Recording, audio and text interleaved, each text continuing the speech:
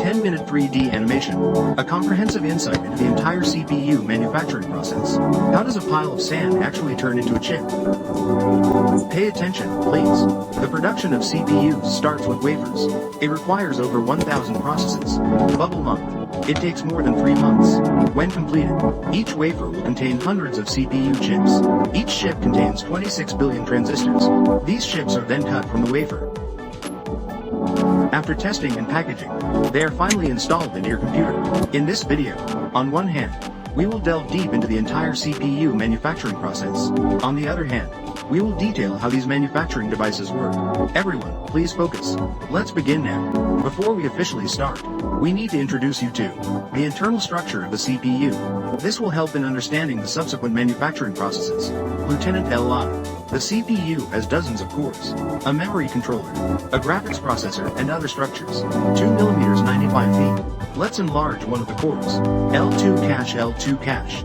This is the module diagram of a single core, and all the components. Control. Let's zoom in on this multiplication module. We can see its layout. It contains 44,000 transistors used for performing 32-bit multiplication.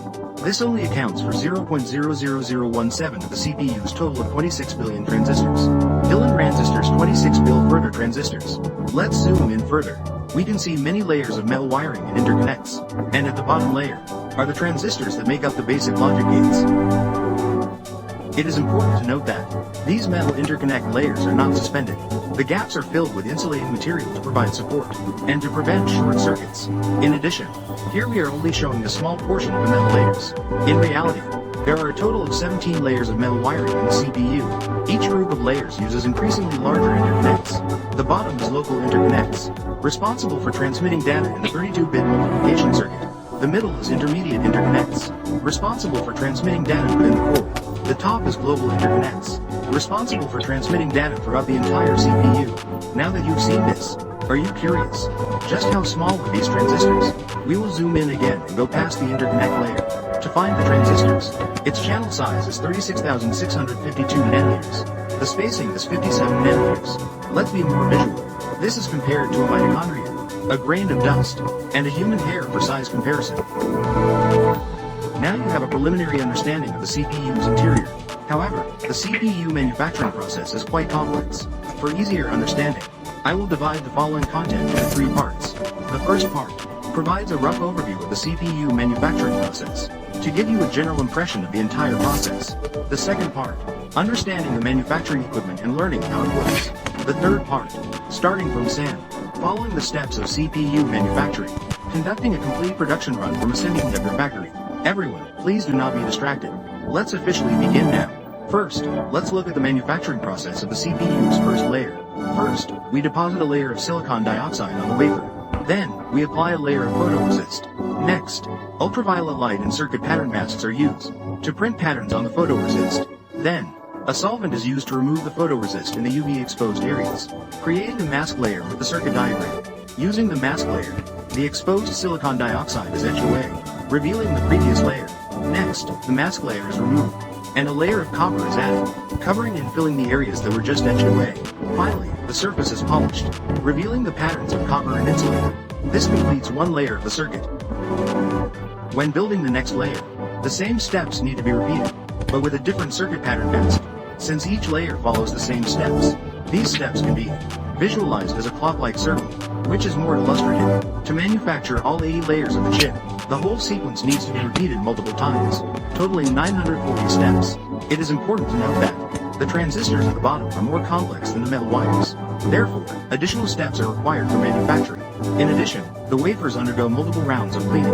This removes impurities. Each step here, including etching, requires different equipment to complete the application. Now, you have a general understanding of the CPU manufacturing steps. Let's focus on semiconductor factories. CPUs are manufactured on 300mm silicon wafers. Each wafer can produce 230 CPU chips. In comparison, memory chips are much smaller. One wafer can produce 952 memory chips. These wafers are grouped in sets of 25. They are transported using a container called a front opening unified pod, FOUP, for transportation. The FOUP is delivered using a cleanroom overhead transport system, OHTS. It lands on the landing platform with the corresponding equipment. Inside the equipment, the robotic arm passes through the vacuum load lock. to transport the wafers to different processing chambers for processing. After processing, the wafers are placed back into the FOUP and resealed. They are lifted to the overhead transport system, and then transported to the next equipment for the next step. This is how a complete 80-layer chip is manufactured. Processing must flow between various equipment. Over the course of more than 3 months, a total of 940 processes were completed. In order to achieve mass production capacity, there are usually dozens of the same production equipment, arranged into formation, executing the same processes to form a production line. Inside the clean room, there are a total of 435 semiconductor equipment. The monthly production capacity can reach 50,000 silicon wafers, or 5 million CPU chips. The names of these devices are quite complex. We can categorize them into 6 types based on their functions. They are, respectively, for making mask layers, adding materials, removing materials, modifying materials, cleaning wafers, and finally inspecting wafers. Here, we use specific colors to represent each category of function. Concentrating our attention, we will now gradually unpack each type of equipment. The first category, equipment for making mask layers, is marked in green. This includes the photoresist coater, the photolithography machine, developer, and photoresist stripper. First, the photoresist coater applies photoresist to the surface of the wafer, and evaporates the solvent in the photoresist by heating through baking. The wafer then enters the photolithography machine. Inside the photolithography machine, there is a pre-designed circuit pattern mask. Ultraviolet light is focused and reduced after passing through the mask. This forms a nanoscale pattern. It is projected onto the wafer. The photoresist exposed to ultraviolet light will have its molecular structure weaken. This creates an initial pattern. Next, the wafer is sent into the developer solution. The weakened photoresist is washed away. This results in the final circuit pattern. The wafer is then subjected to a hard bake again. After hardening the remaining photoresist, it is sent to other types of equipment for processing. Once completed, the wafer enters the photoresist removal machine. Solvents are used to dissolve the remaining photoresist. This is the process of creating the mask layer.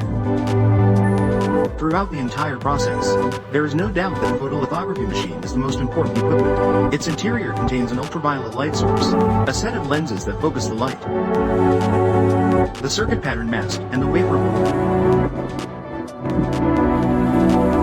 The size of the circuit pattern mask is 6x6 inches. According to the dimensions of the CPU design, it can accommodate 2 single-layer CPU design patterns. It can, in a matter of minutes, replicate and paste billions of nanoscale transistors and wire designs onto 230 CPUs on a single wafer. After the light passes through the mask, ultraviolet light reduces the pattern by 4 times through more lenses, and prints the designed pattern onto the photoresist. The wafer will continuously move until the photolithography for the 230 chips is complete. Earlier, we mentioned that the CPU has 80 layers. This 80 also refers to the number of circuit pattern masks. Because a complete CPU chip requires the use of 80 different circuit pattern masks, the cost of each mask is $300,000. Since only one mask layer pattern can be produced at a time, each CPU chip requires 80 photolithography steps. The importance of the photolithography machine is evident. Now, let's talk about the second type of equipment, deposition equipment.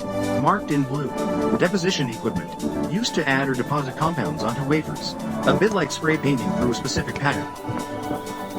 Due to the elements and compounds required in manufacturing, there are many varieties.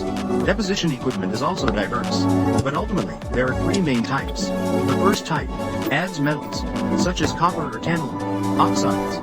The second type adds insulating oxides. The third type adds silicon crystal layers, oxides. Each one uses a different principle to deposit materials onto the wafer.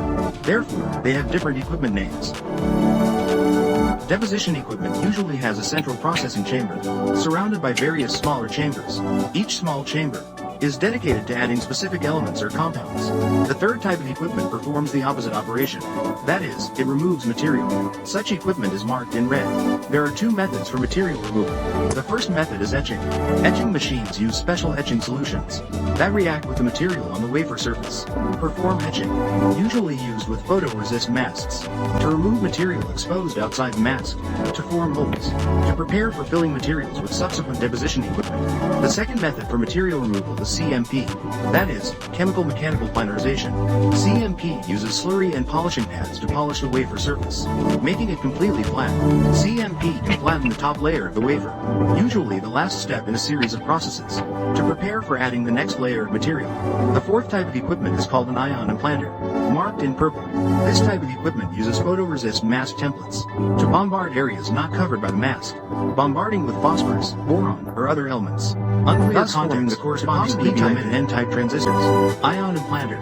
For every 10,000 silicon atoms bombarded, only about 1 phosphorus or boron atom is added. Additionally, it increases. The ion implanter can ignore the coating on the wafer. It bombards atoms into the silicon lattice. It's somewhat like a cannon, like launching a baseball into a concrete wall 6 feet deep. This process usually damages the silicon lattice. So the next step is to use a device called an annealing furnace to heat the silicon wafer to repair the silicon lattice. The fifth category of equipment is used for cleaning and removing contaminants from the source material.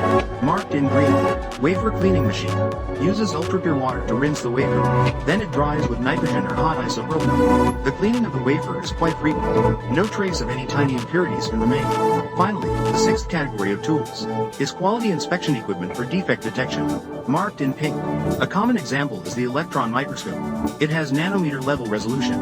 It can capture images of the wafer surface to determine if there are defects in the chip. This is the equipment used throughout the entire production process. Next, I will take you, starting from the initial sand form of the CPU, following the production steps. We will go through the entire process in a semiconductor factory. Etching. First, we need to refine quartz sand at high temperatures into pure silicon. Then, we will use the Czochralski process to extract the silicon material from the high-temperature container. This forms cylindrical silicon ingots.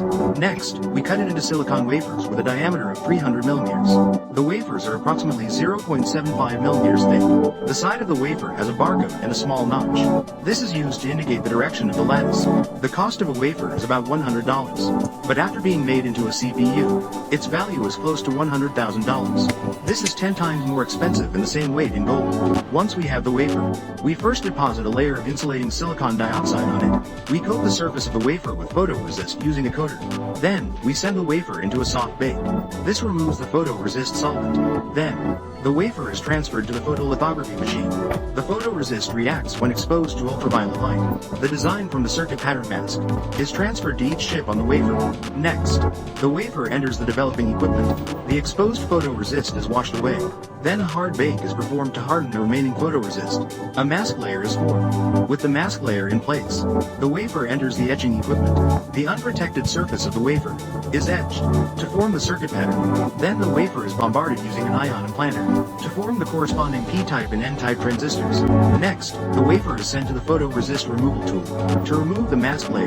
Then it enters the deposition equipment to fill the exposed circuits with specific metals, and a layer of coating is deposited. Finally, the wafer is sent to the chemical-mechanical polymerization tool to polish the metal coating. Only a flat layer of insulation remains. Silicon dioxide and circuits. Now, the first layer of the CPU is complete. The wafer is ready for inspection, cleaning, water inspection, cleaning. Enter the next cycle. Repeat the above steps until the completion of 80 layers of ion implantation water inspection. Removal of ion implantation. Every manufactured CPU undergoes rigorous testing.